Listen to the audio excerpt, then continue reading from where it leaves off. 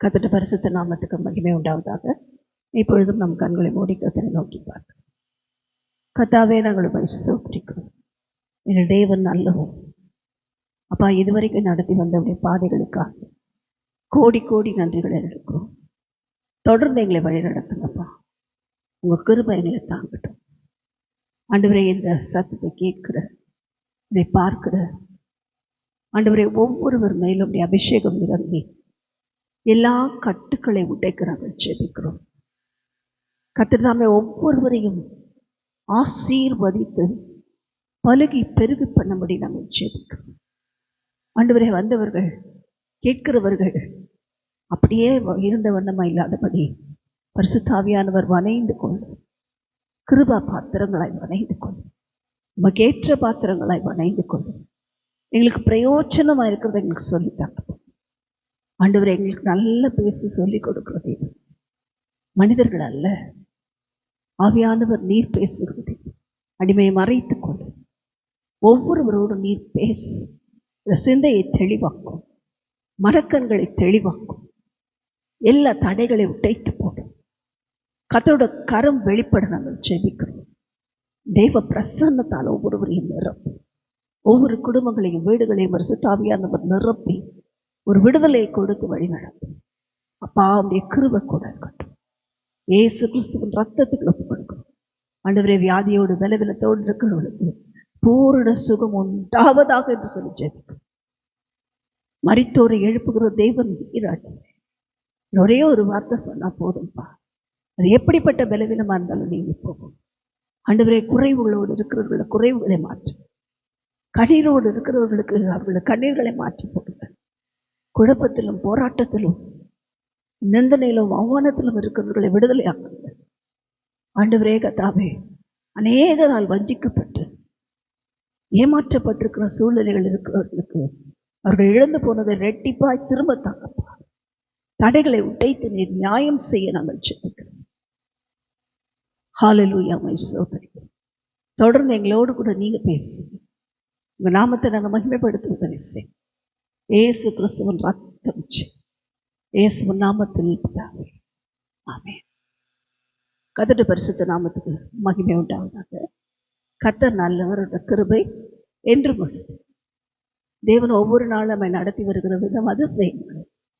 இந்த நாளிலும் கூட கர்த்தர் நம்மோடு கூட பேச விரும்புகிற காரியம், நான் உன் வழக்காழிகளோடு வழக்காடுவேன்.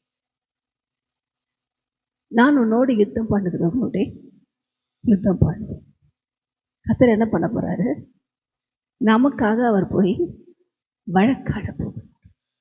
வழக்காடுகிற தேவன். சிறுமைப்பட்டவர்கள் எளியவர்களுடைய நியாயத்தை புரட்டி வஞ்சிக்கிற அநேக ஜனங்கள் இருக்கிறபடினாலே தேவன் என்ன செய்கிறார்?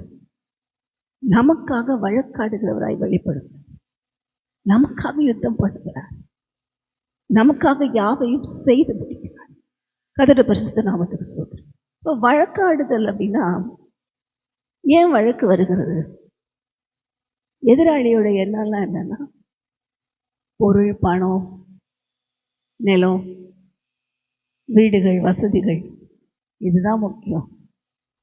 இது இருந்தால் போதும், எப்படின்னா வாழ்ந்துடலாம். இது இருந்தால் போதும், நான் பெரிய ஆளாயிடும். இது இருந்தால் போதும், என்னோட குடும்பம் நல்லா இருக்கும், என் பிள்ளை நல்லா இருக்கும், என் பிள்ளைக்கு பிள்ளையெல்லாம் நல்லா இருக்கும், எல்லாம் சொல்லி யோசிப்பாங்க. ஆனால் உண்மை என்னன்னு பார்த்தீங்கன்னா, இந்த பணத்தால் நிம்மதி வருகிறது இல்லை. இந்த சொத்து பத்துகளால் எந்த சந்தோஷமும் வருகிறது இல்லை. எல்லாம் இருந்தும் தனியாக இருந்தால் என்ன இருக்க போகுது? தனியாக ஒரு ஆள் வீட்டில் இருக்காங்க, எல்லாம் இருக்குது, காடு இருக்குது, மலையாக இருக்குது, எல்லா வசதியும் இருக்குது. அவங்களுக்கு என்ன சந்தோஷம் இருக்கும்? ஒன்றும் இருக்காது. விசாரிக்க கூட ஆள் இருக்காது. வேலைக்காரர்கள் வேலைக்காரிகள் கூட இருப்பாங்க, ஆனால் உண்மையாக வேலை செய்ய ஆட்கள் இருக்க மாட்டாங்க. அவங்கள அன்பாக விசாரிக்க ஆள் இருக்க மாட்டாங்க. கர்த்தருடைய பரிசுத்த நாமத்துக்கு ஸ்தோத்திரம். காரணம் என்ன? இந்த பணமும் பொருளும் நமக்கு சந்தோஷத்தை கொடுக்கறதில்லை, மன அமைதியை கொடுக்கறதில்லை. அது புரியாததுனால தான் எதிராளி அரசுனா எல்லாத்தையும் அபகரிச்சு நான் பெரிய ஆளாயிடும், அவங்களத அடிச்சு இவங்களத அடிச்சு எப்படியாவது நான் பெரிய ஆளாயிரும். அதுதான் அவர்களுடைய நோக்கமாக இருக்கிறது. ஆனாலும் தேவன் என்ன செய்கிறார்? அப்படிப்பட்டவர்களோடு வழக்காடுகிறது.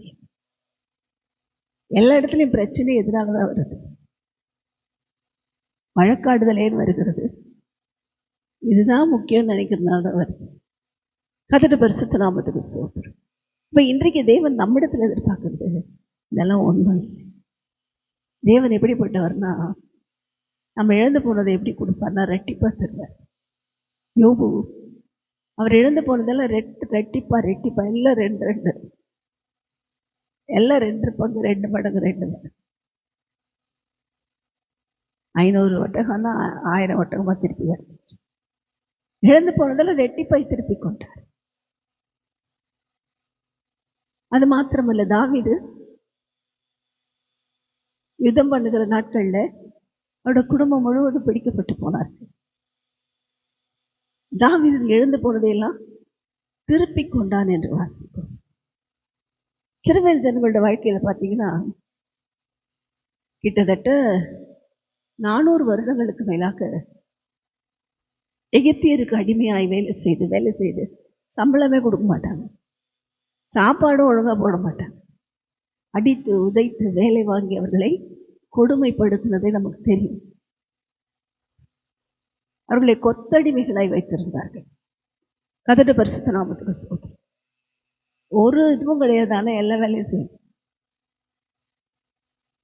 அவங்களால தூங்க முடியாது, சாப்பிட முடியாது, ரெஸ்ட் எடுக்க முடியாது, அவ்வளவு வேலை. சம்பளமும் கிடையாது. சம்பளம் கேட்டா அடி, சாப்பாடும் சரியா இருக்கு. இப்படிதான் வாழ்ந்தாங்க. ஒரு நாள் வந்தது, இவங்க எவ்வளோலாம் அடிச்சு உதச்சி எகிப்தியர்கள் சம்பாதித்து வீட்டில் பொண்ணும் வெள்ளியமா சேர்த்தாங்களோ, தேவன் அவரோட கரத்தை நீட்டி சிறுவேல் ஜனத்தை எகிப்தை விட்டு கொண்டு போக போகுது. கர்த்தர் சொல்றாரு, அவ்வளோத்துல போய் பொண்ணையும் வெள்ளியும் கேட்டு வாங்க. ஓடி வந்து கொடுக்குறாங்க. ஏமா நீங்களாம் போனா போ. பொண்ணும் வெள்ளியும் கொண்டு வந்து என்ன செய்தார்கள் எகிப்தியர்கள்? சிறுவேல் ஜனங்களுக்கு கொடுத்து இவ்வளவு நாள் சேர்த்து வச்சாங்க, வட்டியும் முதலுமா போட்டு ஆண்டவர் வாங்கி கொடுத்தார். இப்போ தேவன் நம்முடைய ஐயோ போயிடுச்சுன்னு நினைக்காது. நமக்குரியதை யாரும் எடுக்க முடியாது. நமக்குரியதை கர்த்தர் என்ன செய்கிறார்? பாதுகாக்கிறார். நமக்குரியதை வேலி அடைக்கிறார். கர்த்தருடைய பரிசுத்த நாமத்துக்கு ஸ்தோத்திரம். நாம தான் பயந்துட்டு இருக்கோம், ஐயோ இப்படி போயிருமோ, அப்படி போயிடுச்சு, இப்படி போயிடுச்சு. இல்லை, தேவன் என்ன செய்கிறார்? ரெட்டிப்பாய் கொடுக்கிறார். நம்ம தேவனுக்காக ஒரு காரியத்தை எடுந்தா தெரியும், அவர் எத்தனையா நமக்கு திருப்பி கொடுக்குறார். கர்த்தருடைய பரிசுத்த நாமத்துக்கு ஸ்தோத்திரம். அதுக்கு நாமெல்லாம் சாட்சிகள். தேவனுக்காக வேண்டான்னு சொல்லிட்டாரு தேவன். தேவனுக்காக ஒரு சிறிய வீடு, பழைய வீடு, ஒரு ஹவுசிங் போர்ட் பக்கத்துல தேவன் சொன்னார் அது வேண்டாம், ஓகே விட்டுட்டோம். நாங்கள் வாங்க போனது 4 லட்சம் அப்போ. ஆனால் தேவன் கொடுத்தது 2 மடங்கு அதே பணத்தை கர்த்தர் கொடுத்து என்ன செய்தார்? அந்த பகுதியில் இன்னும் நல்ல ஒரு ஸ்ட்ரீட்டில் லிஃப்ட் வசதியோடு, கார் பார்க்கிங்கோடு ஒரு ஃப்ளாட்ஸ் இருக்குது. ஒருவேளை அந்த பழைய வீட்டை வாங்கியிருந்தோன்னா எங்களால் அங்கே போய் குடியிருந்திருக்க கூட முடியாது. தேவன் என்ன செய்கிறார்? அவருக்காக வேண்டான்னு சொன்னா நமக்கு ரெட்டிப்பாய் மாத்திரமல்ல, நாம் நினைக்கிறதற்கும் நாம் வேண்டிக் கொள்ளுகிறதற்கும் மிகவும் அதிகமாக கிரியை செய்கிறது. கர்த்தருடைய பரிசுத்த நாமத்துக்கு ஒவ்வொரு நாளும் நம்ம என்ன செய்கிறார்? நடத்துகிறார். நம்முடைய சூழ்நிலைகள்ல, நம்முடைய குறைவுகளிலே, உலக பிரகாரமாய் குறைவுகள் வருகிறது உண்மை. சில வேளைகளில் நம்ம பலனெல்லாம் போயிருக்கும். ஓடி ஓடி ஓடி சிலர் ஊழியத்துக்காக ஓடியே பலன் இழந்து போயிருப்பாங்க. அந்த பலத்தால என்ன செய்யறார்? தேவன் திருப்பி ரெட்டிப்பா கொடுக்கிறார். எப்படி கொடுக்கிறாரோ? வாலிபர்கள் இடறி விழுவார்கள், ஆனால் கர்த்தருக்கு காத்திருக்கிறவர்களோ புது பலன், அப்படியே ரினியூவல் ஸ்ட்ரென்த்.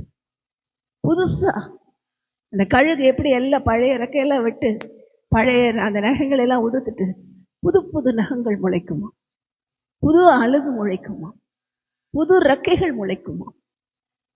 அதுதான் வேதத்துல வாசிக்கிறோம். கர்த்தருக்கு காத்திருக்கிறவர்களோ செட்டைகளை அடித்து உயரே எழும்புவார்கள், அவர்கள் ஓடினாலும் இளைப்படையார்கள், நடந்தாலும் சோர்ந்து போவார்கள். இப்ப நமக்கு இழந்து போன பலத்தை கர்த்தர் கொடுக்கும்போது எப்படி இருக்கும்? பால வயது மாதிரி ஆயிடும். இல்லைங்க வயசாயிடுச்சு, இல்லைங்க அவங்கள பார்த்தா அவங்க என்ன இப்பதான் 25 வயசு மாதிரி இருக்காங்க. காரணம் என்ன தெரியாது. வாழ வயது போல மாற்றுகிறது. நம்முடைய பலவீனத்தில் அவரோட பலத்தை பூரணப்படுத்துகிறார். நாம செய்ய வேண்டியதெல்லாம் அவருக்கு காத்திருக்கணும். அதை தான் செய்ய மாட்டோம். அதை தவிர எல்லாம் செய்வோம். எங்கெங்கேயோ காத்திருப்போம். டாக்டர் கிட்ட லைன்ல நின்று காத்திருப்போம். மெடிக்கல் ஷாப்ல லைன்ல நின்று காத்திருப்போம். இல்லை வேற யாராவது ஏதோ ஒரு ஐடியா கொடுக்குறாங்க, அங்கே போய் காத்திருப்போம். கால ஆக்சிடென்ட் ஆயிடுச்சு, புத்தூர்கட்டில் போய் காத்திருப்போம். எங்கெங்கேயோ காத்திருப்போம். எங்கே போய் காத்திருக்க மனசு இருக்காது. தேவனோட சமூகத்தில் காத்திருக்க மனம் இருக்காது. முதல்ல எல்லாம் முடிச்சுட்டு அப்புறம் தான் தேவன்ட்டு வரும். ஆனால் வேதம் சொல்கிறது அவருக்காக ஓடுகிறவர்கள் பாக்கியவான். அவர்கள் இழந்து போனதையெல்லாம் ரெட்டிப்பாய் திருப்பி கொடுக்கிறது. சிறுவேல் ஜனங்கள் இழந்து போனதை திரும்ப கொடுத்தது போல, யோபு இழந்து போனதை ரெட்டிப்பாய் கொடுத்தது போல, நமக்கு கூட இழந்து போன பலத்தையும் சுகத்தையும் திரும்ப கொடுக்க தேவன் நல்லது.